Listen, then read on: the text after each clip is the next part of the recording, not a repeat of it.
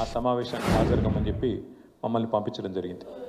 ఆ క్రమంలో ఈ డీలిమిటేషన్ గురించి కొంత అధ్యయనం చేస్తూ ఉంటున్నాను. ఏం మాట్లాడాలా, ఏం చెప్పాలా, ఏం చెప్తే బాగుంటుంది అని చదువుతున్నప్పుడు నేను అనుకోకుండా ఆనాడు రాజ్యాంగం రాసే క్రమంలో, రాజ్యాంగాన్ని రూపొందించే క్రమంలో భారతరత్న డాక్టర్ బాబాసాహెబ్ అంబేద్కర్ గారి నేతృత్వంలోని కమిటీ ఏదైతే ఉండేనో, చాలామంది మేధావులతో కూడిన కమిటీ, దానికి చైర్మన్గా డాక్టర్ బాబాసాహెబ్ ఉండే.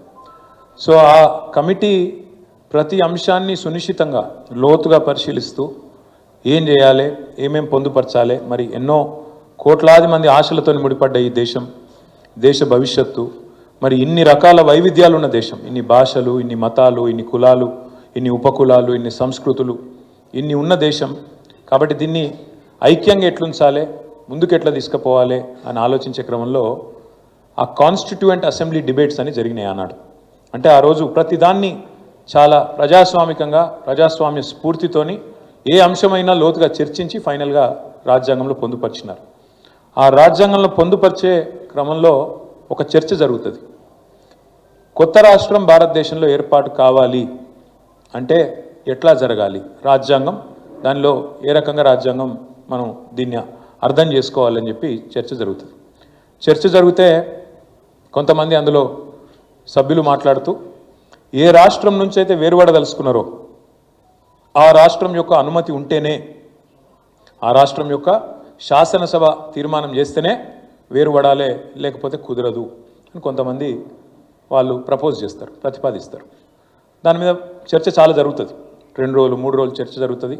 ఆఖరికి చైర్మన్గా డాక్టర్ బాబాసాహెబ్ అంబేద్కర్ గారు ఒక మాట చెప్తారు. 2 అన్నదమ్ముళ్ళు ఉంటే చిన్నవాడు నాకు అన్యాయం జరుగుతుంది, నేను ఏరుపడతా అంటే పెద్దవాడి అనుమతి కావాలంటే కుదరది. మందబలంతో మరి నాకు సంఖ్య ఉంది కదా, నేను పెద్దవాడిని కదా, నాకు శక్తి ఉంది కదా, కాబట్టి నేను చిన్నవాడిని శాశ్వతంగా తొక్కి పెడతా అంటే ఆ చిన్నవాడికి ఎన్నటికి కూడా న్యాయం జరగది.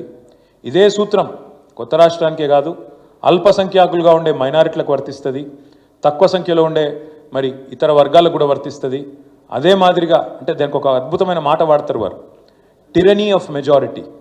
టిరనీ ఆఫ్ మెజారిటీ అంటే మందబలంతో అవతలడు గొంతు నొక్కేడు, అది ఉండకూడదు, ప్రజాస్వామ్యంలో అది కరెక్ట్ కాదు అని మాట్లాడి కొట్లాడి అందరిని ఒప్పించి మెప్పించి ఆర్టికల్ 3లో కొత్త రాష్ట్రాల ఏర్పాటుకు మరి ఆ ఉన్న రాష్ట్రం యొక్క అనుమతి అవసరం లేదు అని పెట్టి ఇవాళ మనం తెలంగాణలో మాట్లాడుతున్నామంటే దానికి కారకుడు ఒకే ఒక్కరు, పెద్దలు డాక్టర్ బాబాసాహెబ్ అంబేద్కర్.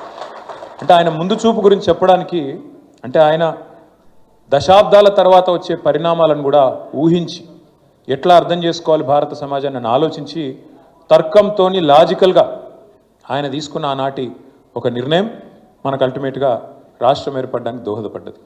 కానీ ఇవాళ 78 సంవత్సరాలు స్వాతంత్రం వచ్చిన తర్వాత, రాజ్యాంగం అమల్లోకి వచ్చిన తర్వాత దాదాపుగా మరి 73 సంవత్సరాలు. ఒకసారి మనం ఆలోచించాల్సిన అవసరం ఉంది.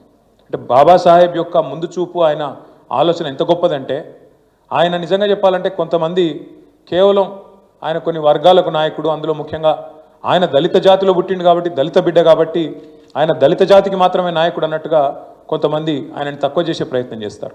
కానీ వాస్తవం ఒక మహాత్మా గాంధీ, ఒక జవహర్లాల్ నెహ్రూ, వారితో పాటు కొట్లాడిన ఇంకా వేలాది లక్షలాది మంది స్వాతంత్ర సమరోద్యమంలో ఎంత కీలక పాత్రనైతే పోషించిండ్రో, స్వాతంత్రానంతరం ఇవాళ ఆధునిక భారతానికి నిజంగా చెప్పాలంటే ఒక అద్భుతమైన పునాదేసిన వారందరి సమకాలికుడు, వారందరితో పాటు ధీటైన నాయకుడు డాక్టర్ బాబాసాహెబ్ అంబేద్కర్ అనడంలో ఎవరికి రెండో ఆలోచన అవసరం లేదు.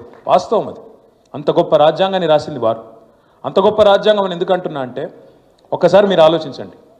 దేశానికి స్వాతంత్రం వచ్చినాడు ఇవాళ చాలామంది తెలిసి తెలియక ఏదో మాట్లాడతారు, ఎప్పుడు దేశం ఇట్లే ఉండే అన్నట్టు మాట్లాడతారు. ఎప్పుడు దేశం ఇదే రూపంలో లేకుండే.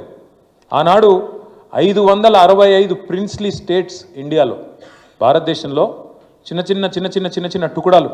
ఇవాళ 28 రాష్ట్రాలు ఉన్నాయి.